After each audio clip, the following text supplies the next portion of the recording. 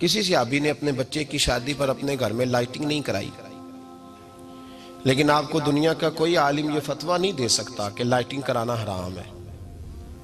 آپ شادی کے موقع پہ ساری گلی سجا لو، آپ ساری چھتوں پہ لائٹنگ کرا لو، کوئی آدمی یہ آپ کو فتویٰ نہیں دے سکتا کہ شادی کے موقع پر لائٹنگ کرانا جائز نہیں۔ کبھی سنا ہے آپ نے کسی سے؟ بولیے یہ جائز ہے، جائز پیسے ہیں تو ٹھیک، بلکہ میں اس سے آگے بڑھتا ہوں، اس سے تھوڑا اور آگے جاتا ہوں۔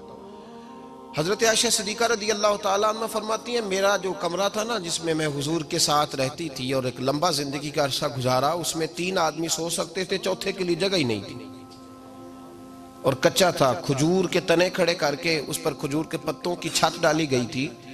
میں جب ہاتھ اٹھاتی تھی تو میرا ہاتھ اپنی چھت کو چھو جاتا تھا۔ یہ ہے سنت نبی پاک کی، یہ حضور کا طریقہ ہے۔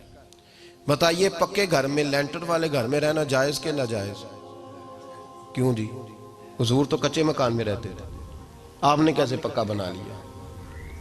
اللہ کی محبوب علی دین کو اس کی اصل بات میں سمجھیں۔ آپ ایسا نہ کریں جس میں انتشار اور امت تقسیم ہو، اس کا اصل مزاج دیکھیں۔ مہندی کے موقع پہ اگر کوئی آدمی 6 دیگیں دال چاول کی پکاتا ہے تو منع نہیں، جائز پیسوں سے پکائے۔ انہیں لائٹنگ لگوائی، کوئی منع نہیں، سارے محلے کو کھانا کھلایا، کوئی منع نہیں، بلکہ نبی پاک نے فرمایا بہترین مسلمان ہی وہ ہے جو سلام پہلے لے اور روٹی زیادہ کھلائے، تو بہترین مسلمان ہے۔ ناجائز کیا ہے؟ ناجائز ہے شادی کے موقع پر بینڈ باجا بجانا، اس میں رقص کرنا، اس میں بھنگڑے ڈالنا، عورتوں مردوں کا اختلاط ہونا، عورتوں کی مووی بنانا، یہ چیزیں ناجائز ہیں۔ تو جو ناجائز ہے اس پہ پابندی لگائی جائے گی، جو جائز ہے اس کے بارے میں یہ کہا جائے گا کہ بھائی احتیاط کی جائے، سنت کی طرف دیکھا جائے تو بہتر یہی ہے۔ لیکن اگر کوئی کسی آدمی کے پاس جائز پیسے ہوں، وہ 100 کنال کے گھر میں رہے، اگرچہ سنت یہ نہیں، اور یہ تو کوئی فتویٰ نہیں نہ دے سکتا کہ حرام ہے تیرا 100 کنال کے گھر میں رہنا، کہ ہے فتویٰ کہیں آپ نے سنا؟ تو ہمارے ہاں تکلیف کا معاملہ یہ ہے۔ دیکھیں میرے بھائی، کسی بھی صحابی نے، بڑے درد کے ساتھ بات کر رہا ہوں اور یہ میرا درد ہے، میں درد سے اپنے دل کو، اپنے ایمان کو حاضر ناظر کہہ کے بات کر رہا ہوں۔ امت بٹ جاتی ہے ہر موقع پہ یار، ہر جگہ ہی تقسیم ہو رہی ہے امت مسلمہ، ہر روز کچھ نہ کچھ فتوے ایسے مل جاتے ہیں جس میں دراڑیں پڑتی ہیں۔ کسی صحابی نے کسی مسجد کے اندر اشتہار چھپوا کے، اعلان کرا کے درس قرآن کرایا ہے کبھی؟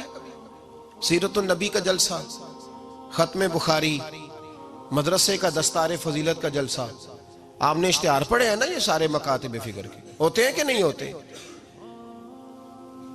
کسی صحابی نے اس طرح، وہ تو روز درس قرآن دیتے تھے، لیکن اس طرح اشتہار چھپوا کے، پوسٹر لگا کے، اور مصر سے کسی صحابی کو اسپیشل بلوا کے یا یمن سے بلوا کے مسجد کے اندر کبھی درس قرآن کے اجتماعات کرائے، سیرت النبی کے جلسے، ختم بخاری کے؟ او بھائی یہ ساری چیزیں حضور کے صحابہ کی سنت سے مروجہ انداز میں ثابت نہیں۔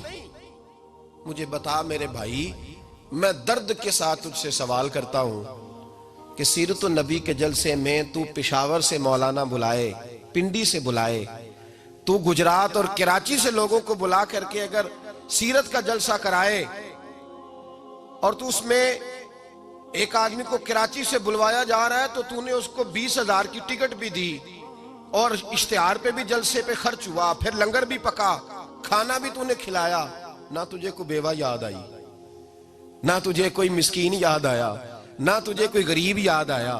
حالانکہ کہنا چاہیے تھا نا یہ جو ₹1,00,000 لگ رہا ہے کسی بیوہ کی خدمت کر دینی چاہیے، یتیم کو دے دینا چاہیے۔ درد کے ساتھ بات کر، سوال میرا یہ ہے کہ وہی کام جو سیرت کے جلسے میں ہوتے ہیں، پہلے تلاوت ہوتی ہے، پھر نعت ہوتی ہے، پھر کسی عالم کا بیان ہوتا ہے، وہی کام صرف نام بدل کے کیا جائے، عید میلاد النبی نام رکھا جائے صلی اللہ علیہ وسلم۔ یہ میں آپ کے ذہنوں پہ دستک دے رہا ہوں، تقریر نہیں کر رہا، صرف دستک دے رہا ہوں۔ او بھائی دیکھو، ایک آدمی وہی کام نام بدل کے کرے تو جائز ہے، اور اگر اس میں نبی پاک کے میلاد کا نام رکھ لیا جائے یا نعت کا نام رکھ لیا جائے تو پھر مجھے اجازت دے میں تجھ سے سوال کروں کہ صرف تجھے حضور کی تعریف پوری لگتی ہے؟ پھر مجھے اجازت دے کہ میں تجھ سے پوچھوں کہ صرف تجھے نعت اچھی نہیں لگتی؟ پھر مجھے اجازت دے کہ میں تجھ سے پوچھوں کہ تجھے صرف رسول اللہ کے قصیدے اچھے نہیں لگتے؟ دے مجھے اجازت کہ میں تجھ سے سوال کروں کہ جہاں ذکر رسول کی بات آئے وہاں تو پریشان کیوں ہوتا ہے؟ تجھے پتہ ہی نہیں یہ تو وہ ذکر ہے کہ رب فرماتا ہے تم بیان کرو نہ کرو وَرَفَعْنَا لَكَ ذِكْرَكَ، محبوب میں نے خود تیرے چرچے ساری دنیا میں بلند فرما دیے۔ اور نبی پاک نے پوچھا حضرت جبریل سے کہ چل جبریل تو بتا میری امت کو پتہ چلے رب نے میرا ذکر کیسے بلند کیا ہے؟ تو جناب جبریل کہنے لگے محبوبہ رب فرماتا ہے میرے نبی سے کہہ دے جہاں جہاں تیرے رب کا ذکر ہوگا وہاں وہاں تیرا بھی ذکر ہوتا رہے گا۔ یہ تو محتاج ہی نہیں کسی کا۔